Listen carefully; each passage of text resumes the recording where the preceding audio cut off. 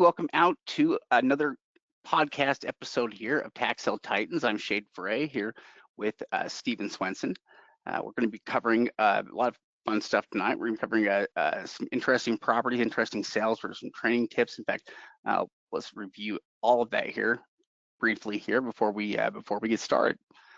So yeah, we're going to be talking a little bit about some sales that have happened recently here in Texas. And I think what we want to try to help a lot of you understand is just that there are good deals that are out there if you're just putting in the work.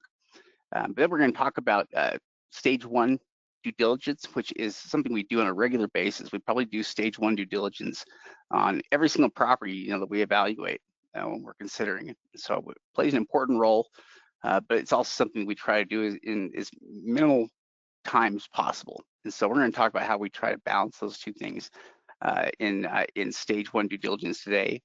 After that, we're going to review Contra Costa County in California has a sale that is coming up and a lot of great properties in it. So we're going to go and check some of those out before we finish off with some questions from our members.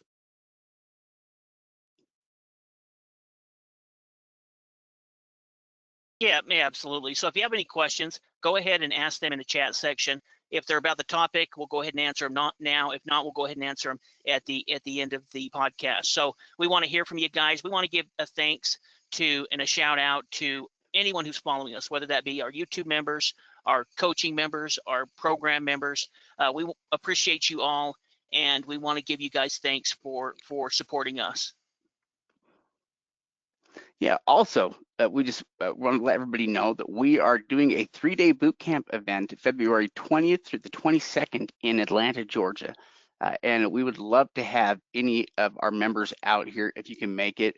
You've got discount tickets, a price on the tickets at $299. That includes lunches for all 3 days as well. So it's a lot of time for us to cover a lot more information with you. Now, in addition to that, we're also doing a 1-day online workshop here this coming Saturday. We're going to be doing that, and that is going to be free for all of the members as well. So anybody that wants to attend that can attend that as well. Yeah, absolutely. Would love to see you this Saturday. And if we have any members that are in the Georgia area would like to go out there to Atlanta, let us know. Like we said, we can go ahead and save you guys $700 off the ticket price and get it to you for that $299. And we'd love the chance to spend 3 days with you and really teach you all about tax sale training. So we want to thank all of our members and followers as well. So like Shade mentioned, we're going to talk about Texas tax sales. And what we're going to do is we're going to go look at one property online, but we're going to go over a bunch of different properties that have sold within the last couple of weeks. So these were from the February auction. Shade just went through and looked at some random counties and picked out some of the different sales that were taking place and looked at some of the results. And we are seeing better results in Texas. We're seeing good results, and we've seen good results in Washington. We've seen even good results in Florida. So it's a great time to be buying tax sale properties. Yeah, now Texas is an interesting state for investing opportunities. It's kind of like Florida in that way. There are interesting opportunities there, strong real estate market. Now, there's a lot of counties in Texas, 254 counties, which is actually one of the things that makes it a little bit difficult because the majority of Texas has always operated on live auctions, live in-person auctions. And so it's only been in the last few years that there have been any kind of online opportunities at all. So this is something that's brand new. Now, even within Texas, I don't know, there are lots of counties that wouldn't necessarily have people driving out from long distances to attend their tax sales. Every county basically is holding their own sales, and they all hold them by law on the same day. So even if you wanted to participate in multiple auctions throughout the state, you couldn't do it. You'd have to basically probably focus on one sale you could participate in. So challenging to do, but online, that's possible now. Online, you can participate in multiple sales in Texas, and that's no problem at all. Now, Texas itself is what we classify as a redemption deed state. Which means that it is sold like a tax deed, but there is a redemption period attached to the property after purchase, depending on the property type. It's 6 months for most properties where you're not going to be able to sell the property and where it has the potential to redeem, which if it does, you get paid a good flat percentage on your money. In fact, in Texas, it's 25% flat if it redeems any time. And 2 years on homestead properties. and that's basically 25% per year. So they treat that as a flat rate of return. But that added redemption period also brings down, what people are willing to pay for these properties, even though the redemption period in many cases can be very short. The redemption period actually begins at the time of foreclosure, which sometimes has happened a little while before these properties are actually have come up in the sale. And so a lot of times, you're working off of a redemption period that's already been ticking away before the auction even took place. Yeah, exactly. 90% of the properties that we're going to bid on are going to have a 6-month redemption period. And like Shade said, the redemption period starts at the foreclosure when it was foreclosed on by the court. So that's usually 2 to 3 months before the auction even takes place. So in that case, you're only going to have to wait 2 to 3 months in most of the properties. You also have what's called homestead. You also have ownership rights during the redemption period. So you could rent the property, you could live in the property. You just don't want to put a whole lot of capital into it, rehabbing it until that redemption period is passed. Now, the way that Texas handles their auction is they use what's called a premium bid system or method, meaning they bid up the price like any other kind of auction. If you were to go to eBay and the item started at 99 cents, whoever wins the auction, let's say it was $100, that would be the high bid.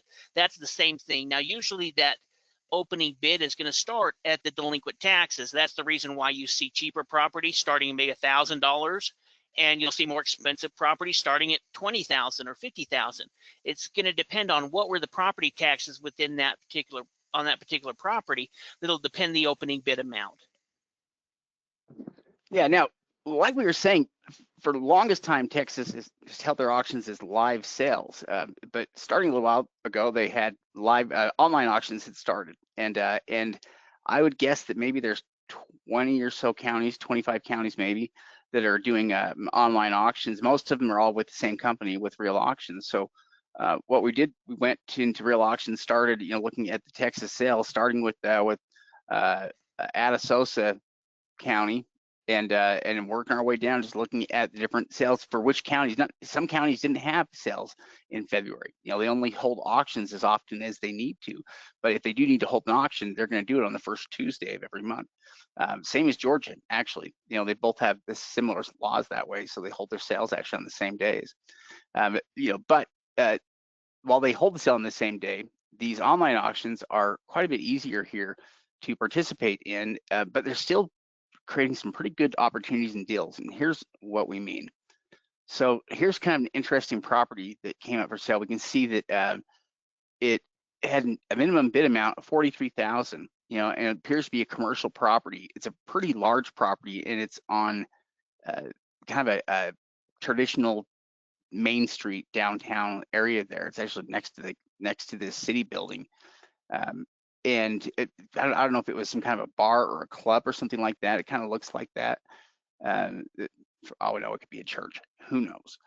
But it bid up to only $75,000 and has a judged value from the county of $708,000. So they just got it for a very low percentage of value. Didn't bid that aggressively for a property that has a fair amount of value. Yeah, exactly. I mean, this is a property that sold for around 10% of the property's value. And so with a property like this, there's a lot of different things you could do with it. I mean, if you wanted to open it up, you could put, you could open it up and put windows in it. It could be converted to office space. There's a lot of things you could do with it. It would really depend on this individual market. But when you're acquiring commercial property for 10 cents on the dollar, you picked it up for such a good price. And this is already going to have only a 6-month redemption period. So in 2 or 3 months, they're going to have full ownership of this property, and they bought it for only 10 cents on the dollar. Yeah, that's hard to beat anywhere you go. 10 cents on the dollar is going to be excellent numbers and make it very easy for you to sell. But there's lots of properties here that sold. Let's look at another one here. So this property here was a single family home that sold for, it opened up for $35,000, sold for $82,000. But looking at it, it's actually valued at about $209,000. They picked up it for about 39% of value. It's also relatively new though, so if you look at it, it's built in 1998. sits on a half acre of land. So it's a newer house they got for under 40% of bid to value ratio, which that is pretty remarkable. That's a great deal, because oftentimes a property needs to be newer or give us some reason in order to pay a higher percentage for it. And in this case, it would be a justifiable percentage. Yeah, it was built in 1998. One thing that's interesting as well is they don't have the bedrooms there, which will actually hurt the value on their estimate. So in looking at comparables, we might find this property is even higher valued than 209,000. Maybe it's 230,000. Once we determine it's a 3-bedroom, 2-bath on a half-acre lot built in the late 90s, really we may have bought this, or they may have bought this property for 35 cents on the dollar or 30 cents on the dollar, once it's fixed up and rehabbed and resold. Now, in addition to deals on homes, there were also some great deals on land purchases. Land purchases like this one right here. So this opened up at 16,000, has an adjudged value of 200,000, and it sold for just 30,000. So it didn't bid up that high. It essentially sold for 15% of the estimated or the adjudged value by the county, which is not very much. The property has gone up in value. It's also it's naturally landscaped. It hasn't been cleared yet. Like you can see the lot just to the right of it, has been cleared for farming, but this one hasn't been cleared yet. And so it's a good deal. Anytime you can get property at this low of a price. I think this was 10 acres total too. So they didn't pay that much per acre, on it, but the value on it is really solid. Yeah, absolutely. Well, and we just did a webinar with our membership about, investing in land and what to watch for. And this would be a good example of a property that we would check into the deed. We're going to do that anyway through our 3 stages of due diligence. But in that case, we'd want to check and make sure that we do have legal access to it. And it does look like that there's a paper road accessing the property, and I would imagine that there may be some easements as well that would allow us access to it. But that would be an example of additional research that we would do before buying it. But if that is the case, they really did good with this. And we can also see that this property has been jumping up in value, which means that for whatever reason, land within this area is selling. The county's not going to automatically just jump up the value like that over nothing. It's because properties are selling for all-time highs within that area over the last 10 years. Yeah, I mean, it's remarkable for it to go. I mean, if you think about it, it basically went from 36,000 in 2020, to 200,000 by 2025, which was crazy. Crazy numbers there. But also, though, that's one way you make a lot of money is to own property in a place like this. If you pick up the property, you get in, on that $30,000 level, you're going to make your money tenfold when it increases in value like that. Yeah, there are some additional deals here. This was one of my favorites I found here in looking at some sales. So this property had minimum bid of 14,000, had an adjudged value of 261. And it sold for 101,000. If we take a look at some of the things, this property was built in 2015. This thing is practically new. It's only 10 years old. And it sold for 40. In fact, it sold at 42% of value at 239. At 261, it's probably more like 40% of value or less. To be able to get a property this new at that low of a bid to value ratio is crazy. Because this property probably isn't going to need much of anything in order to be usable and nice. Not going to have to do some kind of major work on it, most likely. But you picked it up for such a low percentage of value, you could certainly afford to, if you wanted to. This would be a great property, to either flip just for, making good money on it, or this would also work as a tremendous property if you wanted to hang on to it for rental. This property would probably bring in quite the monthly income. Annual income with a property like this would be impressive. Plus, it's going up in value like crazy. I'd hate to pull out of this property right here right before it jumps up to 400,000. Yeah, definitely a great deal. And when we talk about paying up for property, usually we're trying to get homes for 20 cents to 35 cents on the dollar, depending on the condition. But when we're getting into homes that are this new, like Shay talked about, I mean, even if we have to go in there and repaint and add new carpet and that kind of stuff, that's going to be minimal compared to the type of profit that we can make on a property. So it's worth it to pay 42 cents on the dollar, and that's probably being conservative with the value.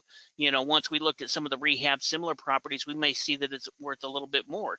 That's the reason why in stage 3 due diligence, we always talk about going and, you know, doing a full comparative market analysis, but there we want to get exactly what that value is so that we can determine what our profit margins are going to be. But yeah, like Shade said, at that price, definitely worth paying up for it, because you're in a new neighborhood in a market that's selling well.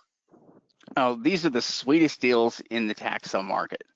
Yeah, and that's because they are, you know, the closest thing to like regular real estate. The prices are, you know, incredible. It's hard to, you know, prices here just amaze me. At 100,000 on this property, it is, you know, it was a steal, an absolute steal, because again, new construction is not going to need a lot of, you know, a lot of work. So yeah, anytime you see properties like this, they are just remarkable. And you know, this person got a great deal. And yeah, this sold just February 3rd, so a week ago. You know, a week ago is when this was purchased. Yeah, another property here. This one's it opened up for 38,000. You know, county judges the value at 198. Bidder paid 78,000 for it. You know, I think its estimated value is about 233. It was built in 1982, so it's an older house, but it's not that old. You know, it's not old like lots of other parts of the country. It's not. It wasn't built in the 1800s. You know, it's not an old house. You know, so a relatively new house here, and they picked it up for a pretty good low percentage of value here at about 33% of value. There's plenty of room to do whatever they want with it. Yeah, exactly. You know, and we'd probably pay between 25 to 35 cents on the dollar for this type of property. The fact that it was built in the 80s adds value, means that we're not going to have to worry about lead-based paint and old plumbing. And I mean, at least it's somewhat more, you know, it's more modern. And so overall, not a bad deal. Probably going to do pretty well on it. And even if you dumped in, you know, 40 or 50,000 into it, you could still make $100,000 on this deal. You know, you're not always going to be able to buy the best properties for 10 cents on the dollar. You know, when we talk about tax sale investing, you know, usually we're trying to get homes for under 50 cents on the dollar, and that 50 cents have to be the most valuable and the nicest homes. But that's still the cheapest way that you're ever going to be able to acquire real estate. And there is lots of real estate out there that we can get for 10 cents on the dollar. But when we're talking about nice homes in competitive markets, if we can get them for 30 to 40 cents on the dollar, we're going to consider it a home run, because there's still a ton of profit to be made as long as we've gone through and done our due diligence. Yeah, absolutely. In fact, like Steve was saying, you know, there are situations where it could make sense to pay up to 50% on a property. There may be situations where you could pay potentially more than that. I suppose if, you know, there's enough profitability on it, it could make sense to do it. But a lot of times you're not necessarily going to have to. Like in this case here, where we have a property that is valued at 562,000. You know, which again, it's crazy that these properties come up for the auction at all. But you know, here this property was built in 2012, so this is a very new property. It opened up for 49,000, and it sold for 260,000. You know, which is about 46% of, you know, its estimated value. Which again, that 46%, it didn't sell for cheap, but it absolutely justifies, you know, the value there with a property like this, because it's not going to need anything. You know, I mean, it's a desirable property there. It has ocean access, deep water ocean access for people that want to have a boat or something there. You know, it is an excellent property with great profit potential. I mean, this is the kind of property that the buyer could potentially make $300,000 on if they just want to turn around and flip it or just sell it. You know, there's lots of profitability in it with whatever they choose to do. Yeah, it's a great property on the water. We've got interior photos. Now, these aren't going to be current, but we can look back and say, oh, this sold in 3 years ago. Here are photos from when it sold last. We get an idea of what the interior looked like at the time. And even if you were to put in 50,000, you could still make 250,000. Even if you were put in 100,000, I mean, I don't think you'd need that type of rehab, but let's say that it, you know, you needed to do a lot of things on it. In that case, you're still making over $200,000 on one deal a year. You do 4 deals like that a year, you're making some pretty good money in tax sale investing. Now, not everyone can start out with a property like this, and that's the reason we teach about buying land and looking at cheaper property and then start building up your capital. But eventually we want to get our membership and our members up to this type of level, because you can do less deals a year and make a lot more money. Now, you're going to pay a higher price for them, but you can also make more money in the end, even if it's not even if you're not getting it as cheap. I'd rather do one deal a year and make $250,000 profit and buying the property at 46% of value than doing 100 deals that I picked up at 10 cents on the dollar. Yeah, in fact, even if, so let's say that with this buyer, let's say the property redeems next month, okay? Which, I mean, if it's going to redeem, I don't know if this one actually has a homestead exemption on it or not. I'd have to look. But with the $260,000 that they paid, basically, in order to redeem the property, if they did it next month, then the buyer's going to get their money back, so they're going to get their $260,000 back plus a 25% flat money return on top of that. And so you're talking about they'd get $53,000 is what they would make on that for basically putting the money down for a month, for 2 months. That's the beauty of a flat penalty rate like that on these properties. And even if the property just redeems in a lot of cases, that's not necessarily a bad thing. The rate of return is high enough there that's pretty good. You can just get your money and just walk away. I mean, essentially with this, they would have made $50,000 on their money in a pretty short time period here, and they could go and reinvest into more properties. So there are more opportunities like this. In fact, we'll show another one here. Yeah, I would say that probably 8 out of 10 of the properties, the homes, are not going to have homestead exemptions. Maybe it's a little higher than that in some areas and maybe lower in some areas, but usually 70-80% of the homes are not going to have. But we can look in and see if it does. But even in that scenario, you would have a 2-year redemption period, but you could essentially rent it out during that time frame if you wanted. You could rent it to the people that are living in it. You could do whatever you want with it during that period, and you'd make 25% for the first year, another 25% for the second year. So you'll make, essentially 50%. Here's another great example. This one was picked up, started at a $24,000 bid, and you can see it bid it up to $204,000. So they ended up paying up for this property, but they were willing to, because the year it was built, 2011. It's got a 3-car garage, and also this estimate here I think is low. And the reason is because we don't see the bedrooms attached to it. So if it has 3 bedrooms, 4 bedrooms, and really looking at the comps, if it doesn't have the bedroom information in there, it's generally going to docket some of the value. And so if we were looking at the range, maybe it's between 400,000 and 460,000. This property might be closer to the 460,000, which will even increase the profit margin more. Well, yeah, and if you look at the neighborhood that it's in as well, it's in a really fancy high-end neighborhood where these homes are going to be worth $500,000 in no time. It's coming very quickly. Because I'm sure there's other areas around there where the property values are going up quickly. This would be a great place to own a property and just to continue to own it for at least the next 10 years. I think in terms of just the increases in value and what you could make on the property through something like just renting it out, there's a lot of potential money to be made on it. So yeah, very awesome deal there. The more capital you have to work with, the more accessible some of the deals like that are going to become. But again, even deals like this, we don't see this in every auction. Properties this new and nice, you don't always find it in every sale. They're rare when they go to auction. Yeah, well, in this case, maybe maybe it wasn't a homestead property, so it made sense to pull it up because they knew they were going to have a pretty good chance of gaining ownership. Here's an example of the one that was picked up for about 10 cents on the dollar.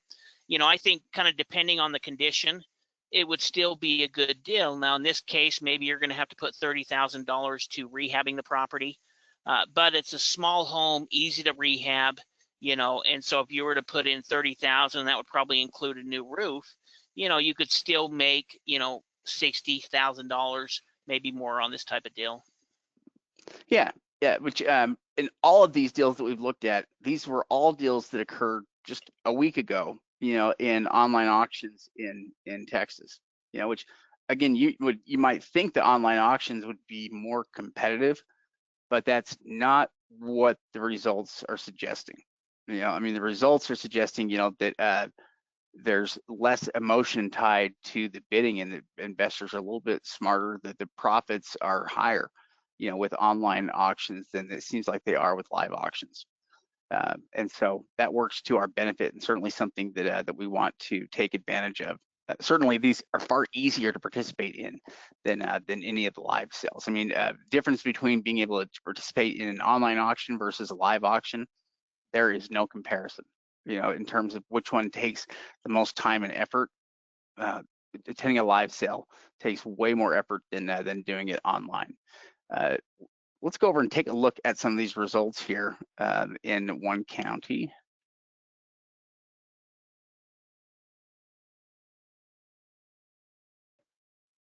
I think you're muted, Steve.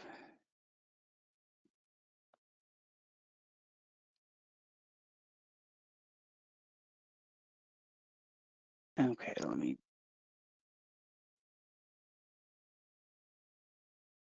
Okay, what we're looking at here, mentioned that there are maybe 20, 25 or so counties in Texas that are online auctions now.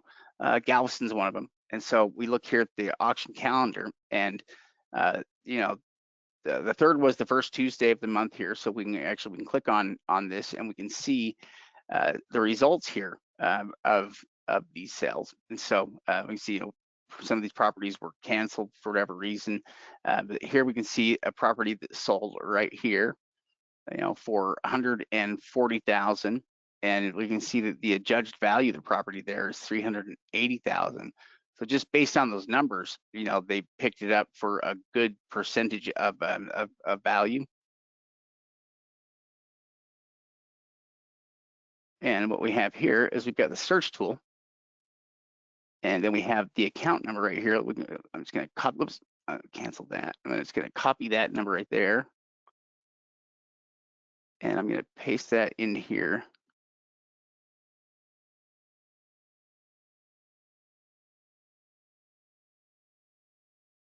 Yeah, really, this is example of going directly to the county search tool. We're having some weird... they were having an issue with this last night as well. I think their system, is kind of is down. Let's do this though. I can show you the images here of the property really quickly, because they can give you an idea of what the property is pretty quickly. Yeah, exactly. In fact, we're going to be going through stage 1 due diligence here in a little bit, which is kind of the first steps that we go through in researching a property. Yeah, so here we can see, if we're looking overhead, this is a nice subdivision that this property is located within.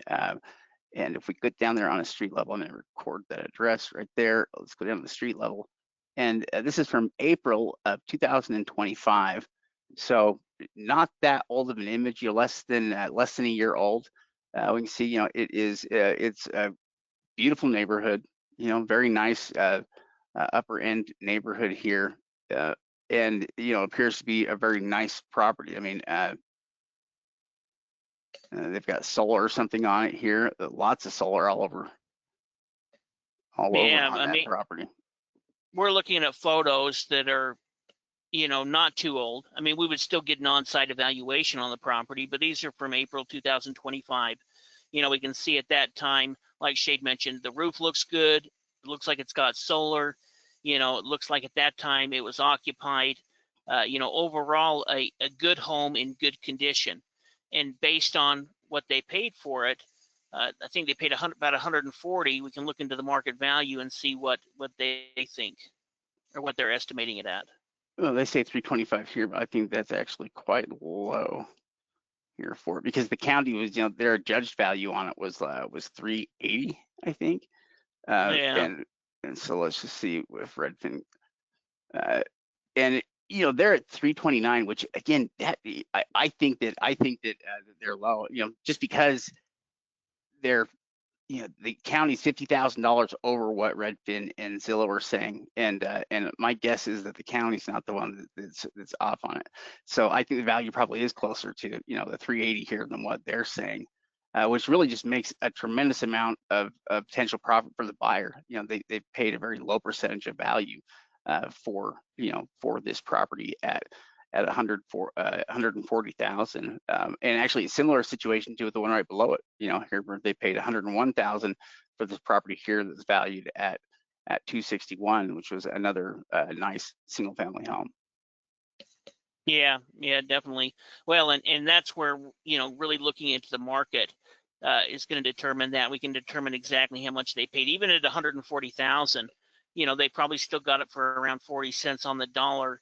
And I think I agree with you. I'd be interested if there was a couple of properties that are pulling that down, or if there's consistent sales, because that was a 5-bedroom, 3-bath. I don't think all of those properties are going to have 5-bedroom, 3-bath, and have that many bedrooms. And so I'd be interested, but I think that I would imagine that it's going to be closer to the county as well. But that's the reason it's so important to check into the market value. And, in most cases, the assessed value is going to be lower than the market value. But occasionally a situation like this, that's where it requires that extra level of due diligence.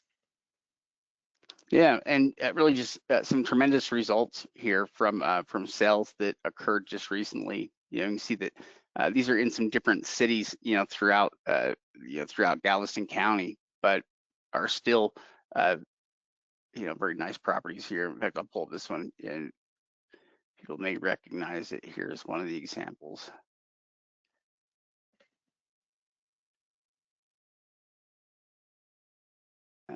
Yes, so it is. You see, this one's another one that is in a really nice new neighborhood here. This is one of the new properties here. It's only 10 years old, and and this is it right here. We're looking at, this is from April of 2025. So same situation where it's the image is less than a year old. Property was clearly occupied here at the time. It is gorgeous neighborhood here. They live right across from the park here in the middle of it, and you see AC unit. Yeah, AC unit. We see, somebody's clearly living here at the time. Yeah, and what we'd get from the on-site evaluation is would see, is it still being occupied there? If the garage is gone, if the garbage can is gone, if there's no one living there, or if it looks like the grass, that can tell us something about it. If somebody's still living in it, that's going to tell us something about it. But we're always going to get an on-site evaluation before purchasing any type of structured property. Yeah, and actually, so this property here, we can see the value at about 240,000. These are actually the interior images from when the property sold in 2021 for 225,000. And so, my guess is that this property value is potentially even a little bit low. It's probably valued a little bit higher, and it's certainly going to be on its way up. But we've got 32 photos here of the interior of the property, which is something you don't always get, and again, also with a new property as well. So for $100,000, that is one heck of a deal. Yeah, and one additional step we might take with this property is it looks like it's in an HOA. So for any type of HOA properties, we're going to go ahead and contact the HOA, find a little bit more about it. Many times the HOA can tell us information that we wouldn't be able to find by any other source. They may be able to say, oh, actually, they moved out of there 6 months ago. They may, the HOA is going to know about any issue, because most of these HOAs get pretty involved, and can be sometimes a bit of a pain. And so calling them beforehand and trying to get in good with them, especially if you're interested in bidding on a property like this, is going to make a big difference if you actually win the property. That way, you know everything that's involved with it. 99% chance of flooding in the next 30 years. That's pretty much all of Texas. Low fire. Yeah, it'll definitely, all of Florida has a 99% chance of being flooded. That place floods all the time. But picked up at $100,000, That's a nice house. I mean, you can't get better than that at $100,000. Yeah, really, in both of those cases, those are remarkable properties. They're both very new, and they were picked up for lower percentages of value, for like less than about 40% of value or less, which is crazy for properties that are that new. Yeah. So even if you pay 20% of it in rehab and quiet title cost, you still have the chance to pick up 40% of the property's value and profit. Even if you can do 30% of the property's value, that's going to be over $100,000 in each one of these deals, upwards of 150 to 200.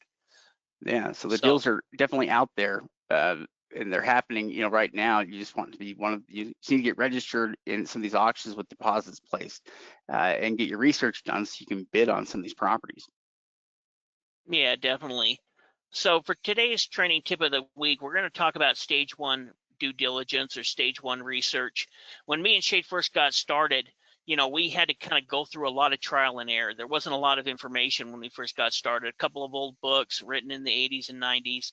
And so we had to figure out a lot of this on our own. And as we started doing it, we ended up creating, our own steps. This is what we need to do first. Here's what we need to do second. And as we started working with students, we eventually developed our 3 stages of research or 3 stages of due diligence. And so, in this process, stage 1 is what we call basic research. Then we go through stage 2 due diligence and stage 3 due diligence. And through each one of these steps, we're disqualifying property. That way we're not wasting time. So tonight what we want to do is we want to go through what we call basic research. This is kind of the first steps that we're going to go through as we're looking at a property. Yeah, stage 1 basically covers from our initial, finding or finding of the property to qualifying it for stage 2, or basically making sure that it meets all the requirements to continue doing more research and to continue investing time into it. That's really what we're trying to do is we're trying to qualify the property for investing more time and effort into. And so, but yeah, like Steve was saying though, it's always been there's always been a learning curve here, because wasting time is such an easy thing to do with tax sales. And at the same time, you're trying to do research on properties, but you don't want to waste your time, because you can certainly waste a lot of time doing research that's unnecessary. So, yeah, I think it always has been a fine balance. And essentially what we try to do is we found that we can gather this information, most of this stuff, very quickly, almost at a glance. And so the steps, to this process can go sometimes very quickly. I mean, a lot of times we can go through stage 1 due diligence within a matter of a minute or two on a property, and kind of know whether it's going to work, and basically, go through each one of these steps. And then we might go from it directly into stage 2, just to see, to continue qualifying the property here, and to make sure that it's going to work. But we're going to talk about each one of these steps here for what qualifies here as stage 1. Yeah, exactly. Well, in each one, we're going to be eliminating property. So we may only get to step 1 before we eliminate that property. So everything we're trying to do is save time, because you can waste time with tax sale investing if you don't have a systematic approach. So the first thing we're going to do, and me and Shay had to learn this the hard way, now it's becoming easier with online auctions and things, is check to see if the property is still available. Many times they would go ahead and put out a list, and they may update that list every day. Maybe they'd update it once a week. And now with online auctions, usually they're submitting them, daily, if not weekly, to update any of those lists.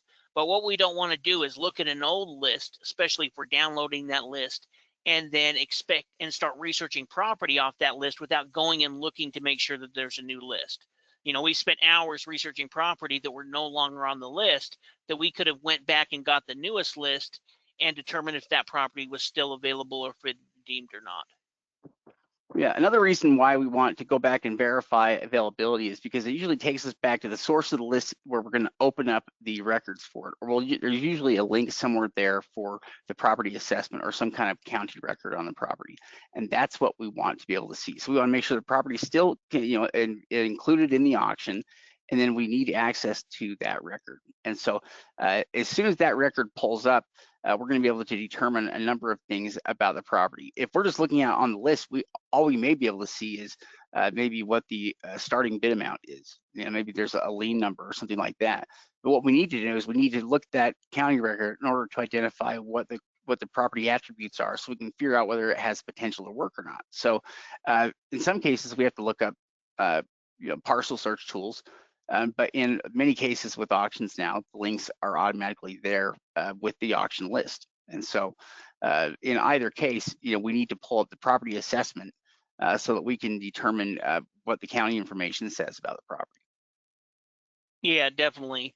We're going to go ahead and look over and review that county record information. We're going to look at the assessor's information, which we'll do here online in a minute, and determine, is this a property that we're going to want to avoid? We may look at that assessor information and automatically determine, hey, look, I can see the dimensions on here. This lot is too big, too small. It's a thin strip. Then we don't even need to move on to step 3. But based on that assessor information, if the property looks good, then we're going to go down to step 3, which is to research the GIS maps. Now, with structured properties, this isn't as big a deal because there's going to be some type of address that we can attach to it. But for land investors, and we have a lot of students and members that do invest in land, the GIS map is one of the biggest tools that has made land buying easier, more accessible, and better. We're better able to do research on each one of these properties because of all of the different filters and layers and maps that are available on the GIS maps. Yeah, so initially when we first look at the county records, essentially what we're trying to do is if all we know what the opening bid amount is, we're trying to figure out what the property's value is and what it is, so that we can kind of compare the opening bid amount to the property value and see what what kind of potential is there. What is the opening bid to value ratio? I mean, is the property opening up for 5% of value, for 20% of value? That's something that we can tell pretty quickly just looking at the numbers and what it is. But from there, yeah, we can go into the GIS map here, which is going to tell us all of this information here. So accessibility, zoning, size, drainage features, sometimes easements that can tell us about there, depending on the GIS map that we're using. But it's not the only map we want to use, because the next step is to use the information that we've gathered here so far. So if we have a property address or if we have the nearest cross streets, then we're going to pull up Google Maps and we're going to try to locate the property on Google Maps. And the reason we're going to do that is so that we can see if we have any street side images of the property that we can use or go off of. The street side images are different just from an overhead map, because from street side images, we can tell things about the property and what is happening there at ground level that we simply can't, from an overhead image. And so that street side image is going to help us understand what the property is better, what the condition of the property is, and so it can play an important role in this stage of research. We're just gathering information at this point and looking for things that might disqualify the property. And so we'll go from into Google Maps and look at the property there to see if we missed anything in the GIS that might disqualify the property, or to see if the street side images tell us more or help us learn more about the property.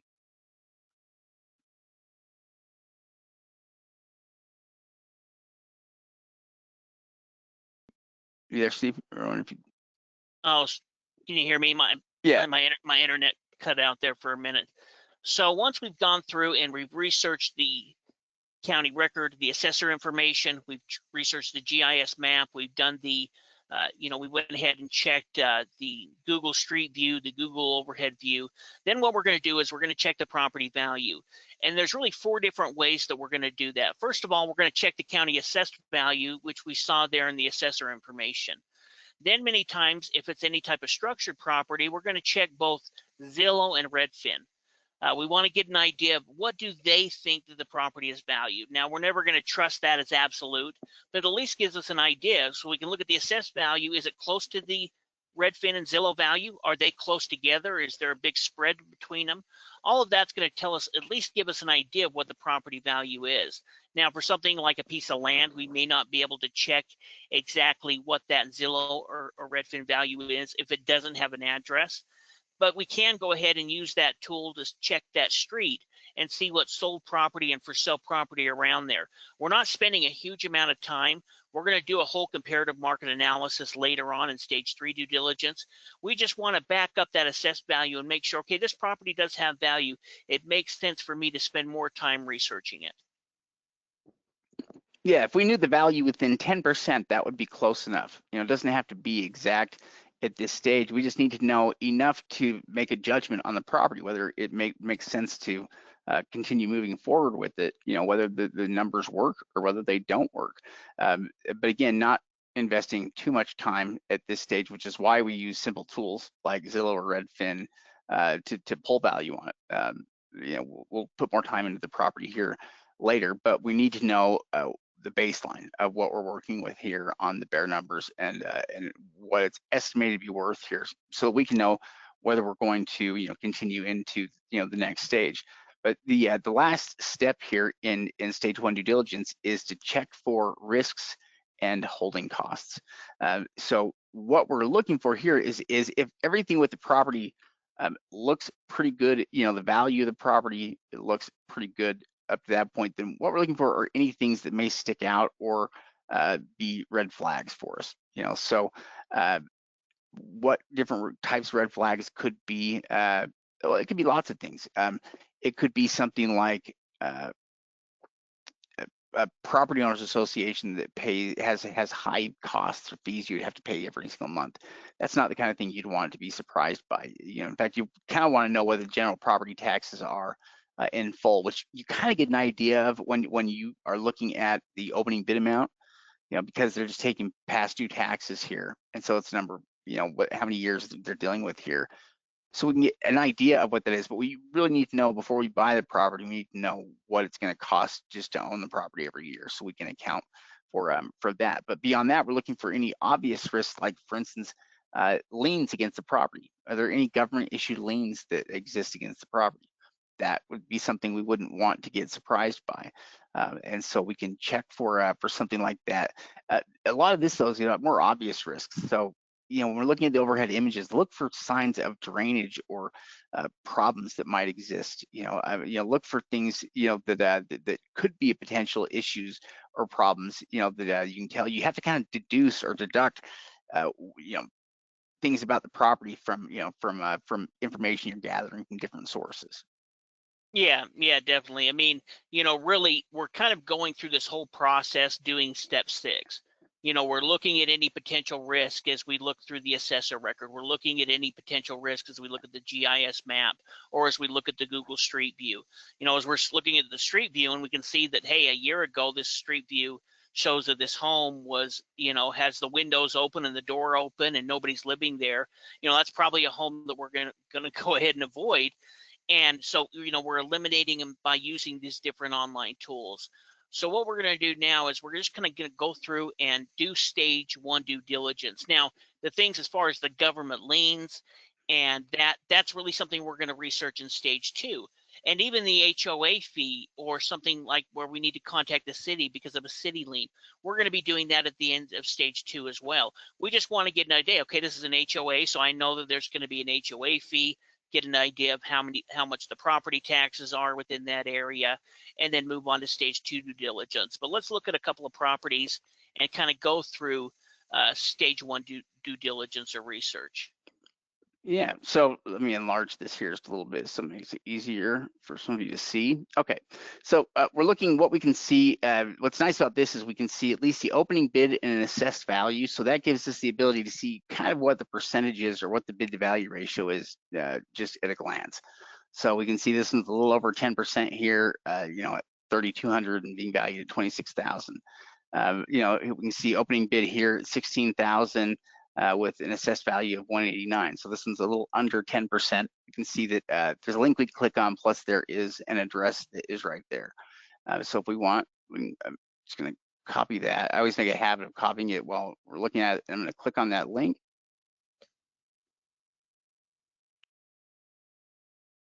Yeah, one thing that was kind of interesting about that is you could see, even in looking at, you can see one was probably a lot, one might have been a home, maybe, and then the third one you could obviously see it was some type of condo just based on the information there on the list.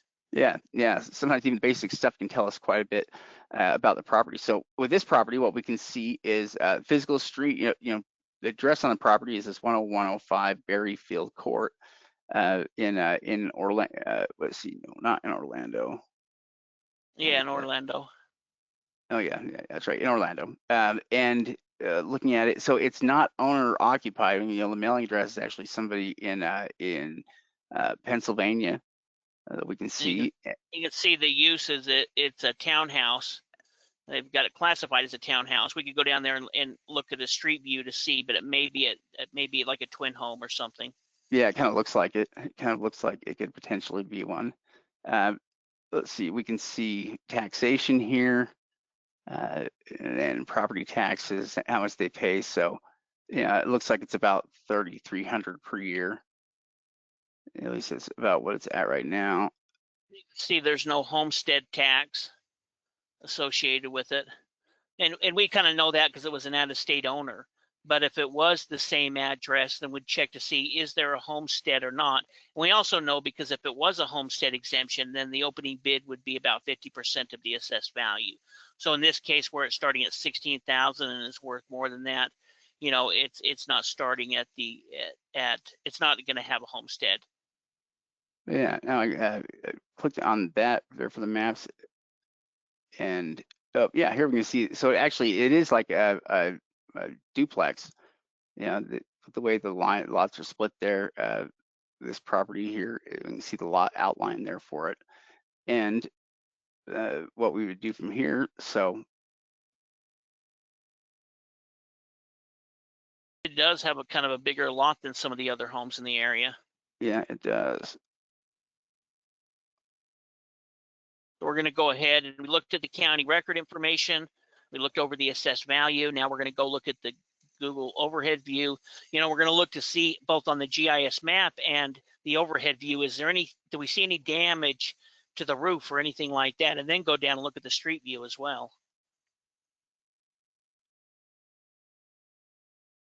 Yeah, which we could probably figure out the exact date here on it, but let's go down to the street side image here on the property, and we can see the images from July of 2013. So it's like a 10-year-old image, not the newest. We would need to get a more current image here of the property. We can see though, it's a nice neighborhood, probably a great place to have income property. And these properties all probably bring in pretty good or pay out pretty good rental incomes on all of these. And if we want to just get a quick idea here of value on it, so 273, and we actually have 10 interior photos here from when this property was listed or sold last. Yeah, we can see it's 2-bedroom, look like 2-bath, and it last sold in 2018. So we know those photos are old. They're 8 years old or so. So it's not going to look like this, or it may not look like this today, but at least we get an idea of what the interior looked like at the time. And then, of course, we would do an on-site evaluation. We can see that it had central air and get an idea of what the layout is. And would also check it as well on Redfin to see, is there a discrepancy? Are they pretty close? The county record value. We're kind of doing that quick check of value on it. Everything looks pretty good on it. 281, 273, pretty close. It probably is valued somewhere in that, give or take 5 or 10%. And then Now, at that point, we'd move on to stage 2 due diligence. now, one thing we will notice is that its actual value looks like it's about 100,000 over what the county's assessed value on it is, which they put it down there at 189. And so the bid value ratio on it is actually, the opening bid amount is even better than it was. It was a little better than 10% before, believing the value to be 189,000. But if it's valued at 280,000, then that $16,000 bid to value ratio starts to look closer to 5%, bid to value ratio, which is a really low percentage to start with. Now that doesn't mean anything, at least doesn't mean anything compared to what the property will actually sell for. But it is just an initial indication of what the property numbers look like. You can still bid the property up to whatever, but it's at least what we're looking at here with the information. And everything we see about this property here so far would make sense, and we would still move forward with it. The value is there. We don't see any obvious problems or issues here with the property. No obvious risks either that we can see. Everything with the property is pretty straightforward in terms of the records and the value. And so what we could probably do with this property would just be go right into stage 2 due diligence. Yeah, exactly. Would, determine the deed history, see what type of deed was issued, who the owners were, and then would take those names and would go back and look into the county recorder's office or the clerk's office to see is there any government liens, what different type of documents could be attached to the property owner, and get an idea of what the liabilities may be in that area, and then go through and move on to stage 3 due diligence, where we're going to be getting on-site evaluations, determining what the actual value is, and then setting our high bid amount based on our based on the research that we've done, how much we're willing to pay for that property. That could be 20 cents on the dollar, 10 cents on the dollar, 30. We can even show, as we showed properties today that were purchased at 40 cents on the dollar, that if everything is what it looks like, should be pretty good deals and is worth paying up in those type of circumstances. Yeah, yeah, which we can get an idea for what's going on there with any of these properties if we, while we're looking into things like the value, of the property. So it's also when we might get in and look into the market in the area and see what it's like, how many properties are selling in this particular area. I think Orlando, I'm sure, has lots of sales that are happening, but that's essentially how we would do it. Is we figure out, uh, how what the property looks like here, what the market looks like, but really with stage 1, we've basically done it.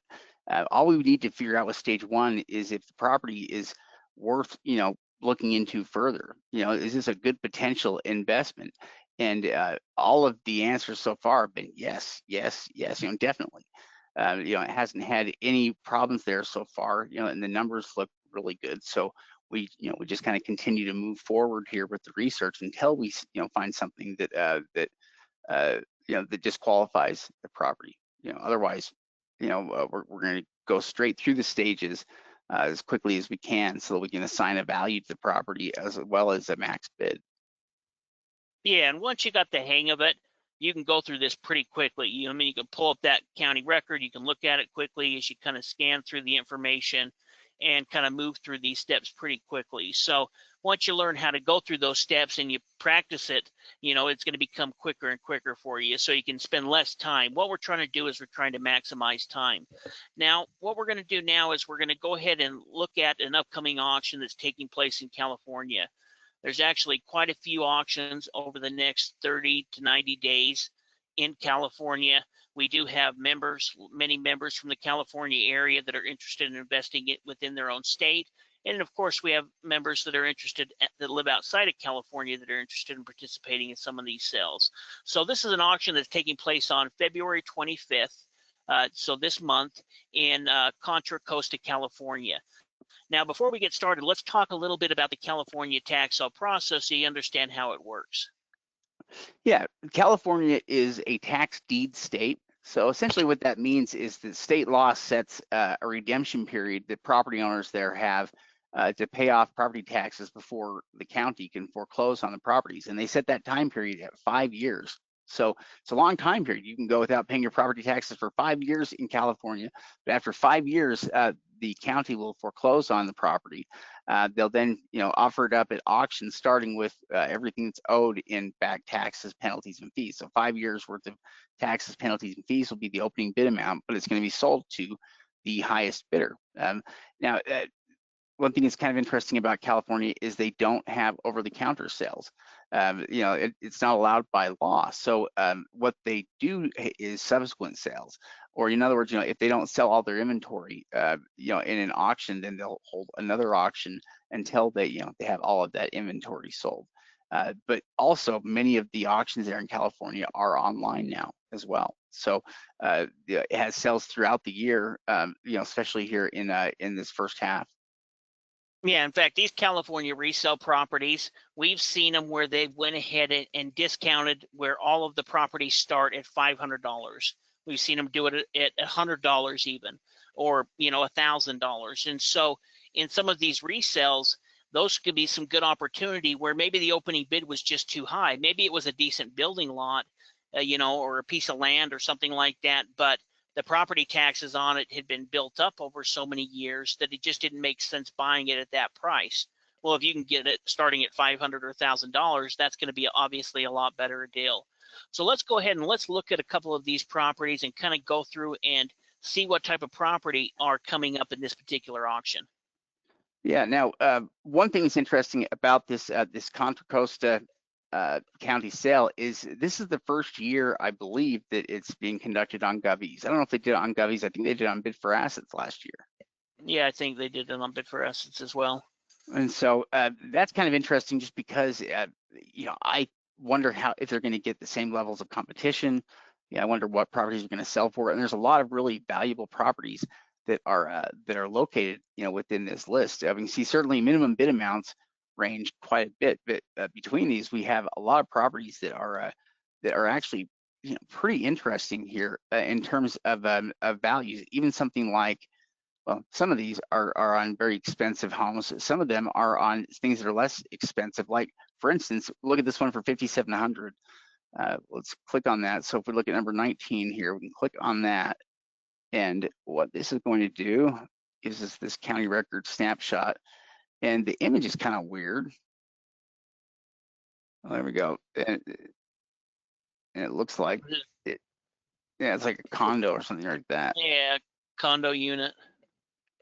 Yeah. Well, and this is one where it's in an area where there's probably going to be a little bit more competition, but I think that there'll be deals similar to the type of deals that we saw in Texas come out of this auction. I mean, we'll have to see, but based on kind of last year, I think that there will be those type of deals that come out of here. If you're looking for cheaper type of land property in California, the Imperial auctions coming up, Imperial County, Kern County, but these are going to be some higher quality homes. In fact, just looking at the list that you put together, Shade, I couldn't believe all of the high quality homes that are coming up in this sale. Yeah, it's remarkable how many homes, you know, that are valued at more than $500,000 are included in this auction. It's kind of interesting. So this is the property right here we're actually looking at. There's 2213, it's Pepper Tree Way. So it does look like a pretty nice property. It's image from June of 2015, so it's about 10 years old. But if we were looking at it, let's get a rough idea here. Value, and so Zillow estimates it at about 190,000. Let's see if what Redfin tells us here about it. But Yeah, it starts at 5,700, I think, is the opening bid amount. So the bid to value is pretty low. Yeah, let's see. Yeah, actually, so probably 190 is the higher of the two. go back to Redfin really quick, because one thing was interesting. I saw it sold in 2018 for 180. Oh yeah. Yeah, it's kind of interesting. And maybe there's been a couple of properties in this unit that have sold and have driven down the price. Now, I've already said it once today, but we always look into the actual market value and seeing what is sold, what our competition is. But they do have some interior photos. Now, they may be 5-10 years old, but we're still gives us an idea of what the interior looks like at that time. Yeah, which is handy here for us. That sale is pretty interesting there at 180. 8 years ago. That is a long time ago. One thing about it though is in a condo like this, there can't be. I mean, you haven't had fire damage. I mean, I guess you could. I don't want to say you never would, but if there's some serious damage, we're not going to be worrying about the roof. We're not going to be worrying about the foundation. That's going to be covered through the HOA. And so in this case, it's really going to be the interior. And if there was a major leak going on, then that would affect the property owner below, so to speak. And so, really it's just going to be rehabbing the interior of the property, and we don't have to worry about the exterior of the property, which is going to save us time in our research and also kind of in our evaluation, because we're not going to have to spend time putting on a new roof or fixing the foundation or anything like that. It's a small condominium. Yeah, which it's one thing that this sale has is it has a wide variety of different types of properties, everything from older properties, to newer properties. And there are some there's some lots in here. There's junk, in here as well. There's not that much that is just straight junk. At least for everything that we looked at there. most of the properties had value, but there were a few of them, you know, that are just basically like vacant lots, you know, that have some value, but you know, probably not. Well, some of them can work as deals, but a lot of them, you know, we saw a few vacant strips that were just pieces of worthless land essentially, or something like a public park. But yeah, there are some good properties in here. Um, you know, in fact, Just look at number 13 or choose any of. yeah, all right, here, let's pull up this here. So number 13 we have here, minimum bid of 21,900, and we have an address there on it.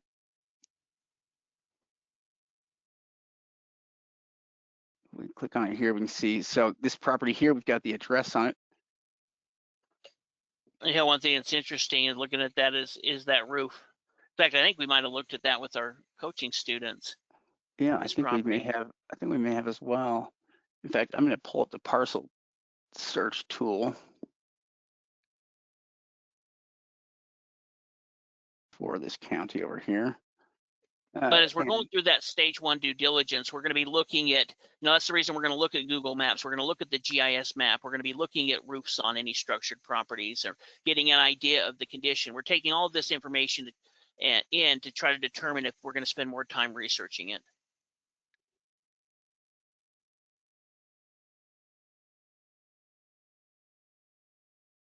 And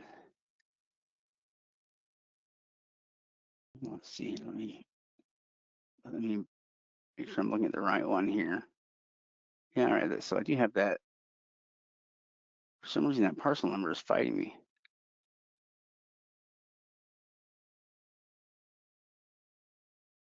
All right, let's show. So what's unusual is usually what will happen is, see how it says no matches found. Yeah, I know. Well, let's see the property address. Let's start looking up that way. So we know the property address on it is 6039 Arlington Boulevard. So let's do this. Let's go by address. And let's go 6039.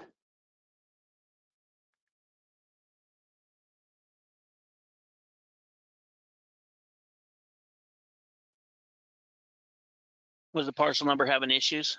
Yeah, it makes me think that their whole thing is, why?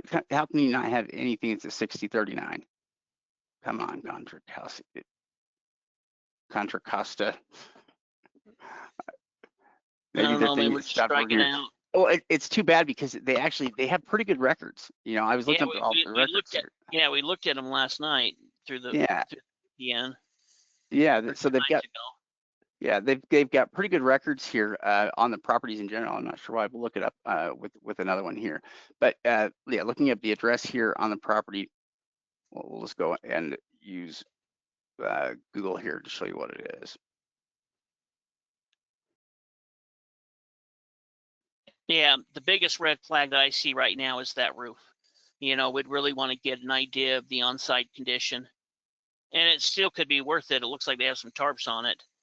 They're still living in it. But we are going to know that we're going to at least have to plan for putting on a new roof. Well, And hopefully the water damage isn't that bad. and one of the things you can tell from the house is that it's a house that has never really been renovated or you know, gone through any kind of real update. You know, it was probably built in the 70s or 60s here, and you know, essentially has looked the same way. So, you know, compared to other properties, it's going to take some more work here on it in terms of rehab work. But then you look at the value of it, and it's valued like 774,000. So certainly, them not fixing it up, it's not because the value isn't there to justify. There's plenty of value there to justify it. There's no way you could get 700,000 for it right now. You know, just because people have got so many better options at that price point. You know, but after rehab, maybe with ARV, you know, it has that potential. Yeah, well, in looking at a roof condition like that, we're probably going to expect to spend, you know, I mean, I guess best case scenario is maybe you don't have a ton of water damage, but we're going to spend about $200,000 with getting a better idea once we got the on-site evaluations in rehabbing this property. So it'd be important that we get it for the right price. Now, valued at $700,000, once it's gone through a $200,000 rehab, then maybe you can go ahead and get a price closer to that. But we do know that this property does need some work and to put it within that price range. Looks like there was a newer home on number 40 that you were looking at earlier. Yeah. So some of these are older properties. It's hard to tell from the amounts. You really can't tell. The only way you'll know is if you get into the records on the property itself. But this one starts for $20,000 is the opening bid amount. If we look at it here, we've got an overhead image here, and there is our property address. Let's just copy that here and plug this in.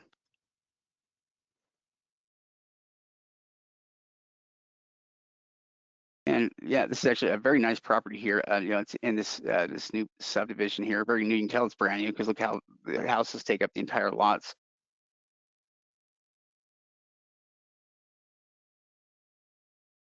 Yeah, you can also see that there's some solar panels on it. Yeah. Overall, a pretty nice home in a newer area. Yeah, it kind of looks like Las Vegas and some of these other areas now. But yeah, very nice looking property here. And if we go and look at it, get some details, because it does look like it is newer. And actually, yes, valued at $800,000. We do have interior images of the property as well, built in 2018, so it is very new. Yeah, I mean, it's not even 10 years old yet. Yeah, and the images are from 2018, so they're not new images here. It's older interior images, but lots of interior, well, I guess a few interior images here to go off of. But good value, considering the fact that bidding on it starts at $20,000, valued at $800,000. Probably right now, as it is, there's good potential, with deals like this. Yeah, well, and I mean, there could be serious repairs that are needed on a home like this, but compared to something that was built in the 1930s, it's going to be minimal because all of the piping, the wiring, the paint, all of that's going to be newer and up to code, and so we're not going to have to worry about bringing things up to code in a sense that we might with an older type of property. And so it'd be worth it to pay up for a property like that because it's going to be the cheapest way that you could try to buy something like that. Yeah, maybe some of you may be looking for let's say an investment property here. Check out this one here. So $116,000 opening bid amount. But what we're looking at here is, and let me pull up here. All right, let me get the address right here.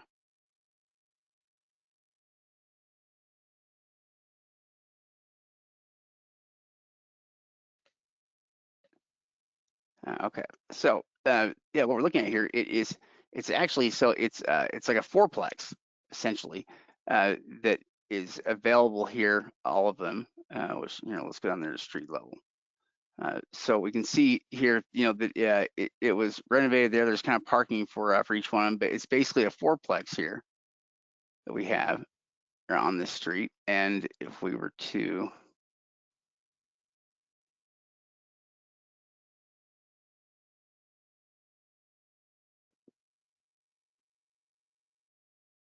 Yeah, it's interesting.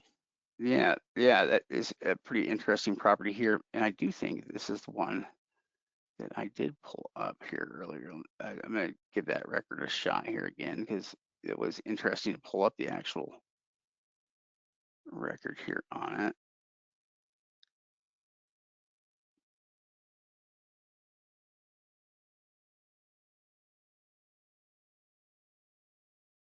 Oh, yeah, they must be doing something. It suddenly stopped working here for me, not pulling up results.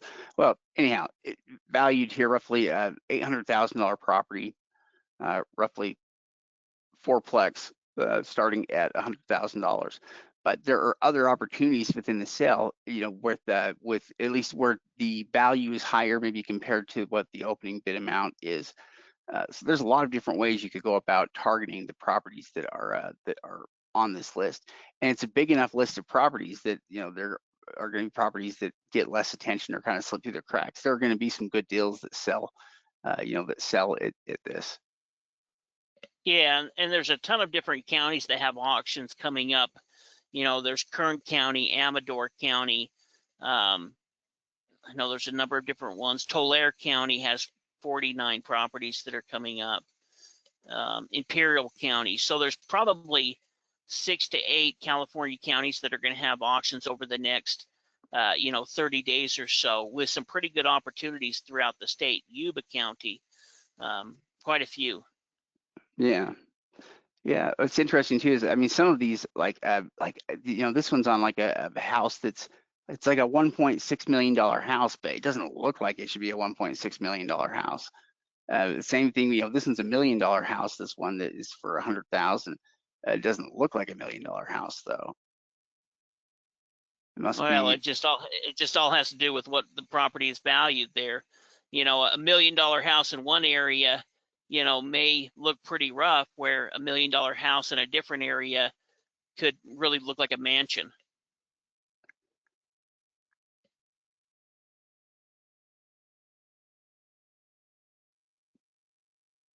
Yeah, so all right, so yeah, that's the house right there. A little underwhelming, you know what I mean? I don't care if it's valued at that. I don't care. You got it for the right price. Yeah, Just means yeah. it's gonna be easier to rehab. Look at that. What is the They're doing tree some situation construction. here? Well, they've got a toilet there. You think they're doing some, not a toilet, but one of those outhouse.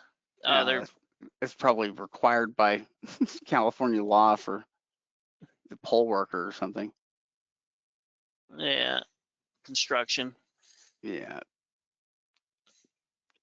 Yeah, even though it doesn't look like $1 million home, if that's what's valued, you pick it up for the right price.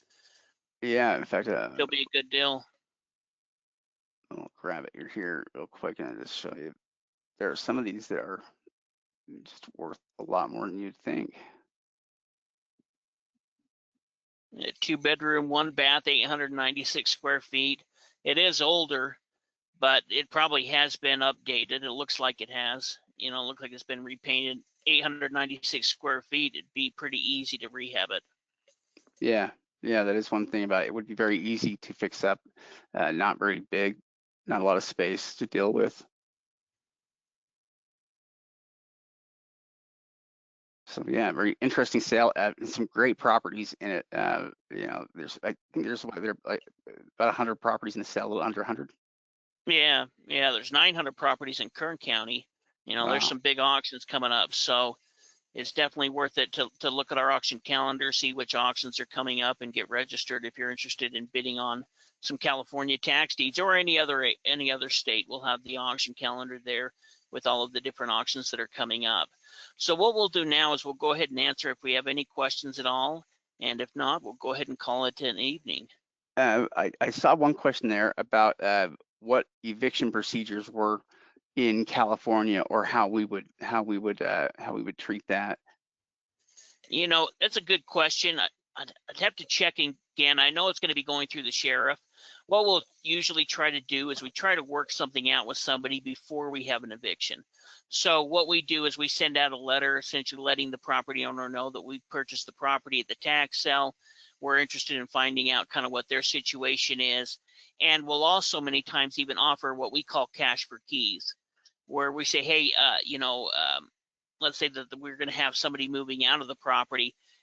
You know, if you go ahead and move out and you know, and I don't have to try to evict you, you know, I'll go ahead and give you some money to move into your new place. I'll give you $1,000, or if it's enough deal and you have enough profit margin, you can give them more than that to kind of incentivize them to move out. If not, then you're going to go through the eviction process with the sheriff. Yeah, and I know you can do a simple search to find, you know, if there are within specific states, you know, if there are major variations or changes. But I don't think that California protects squatters at all. At least I don't believe so. Well, and it might be on a city level in some cases if the city has something set up. Yeah. But yeah, overall, you should be able to go through that process, and You know, I mean, you're essentially the new owner of the property and you don't have any agreement. So any agreement with the old owner is kind of null and void in a lot of ways. So, And the question, will there be a replay of this webinar? yep, we always provide the replay. We'll be sending out an email with the replay as well. Yeah. Well, I think that's everything we had to cover here for this evening's podcast. Thank you, everybody, for joining us. We're happy to have you, and please join us again when we come back again next week. Yeah, exactly. And for any of our members that are interested, we're going to be holding that 1-day workshop. And if you're not a member, you can go ahead and sign up and join us on Saturday as well. Yeah, we'd love to see all of you there. Yep. Thanks again, everyone. We'll see you later.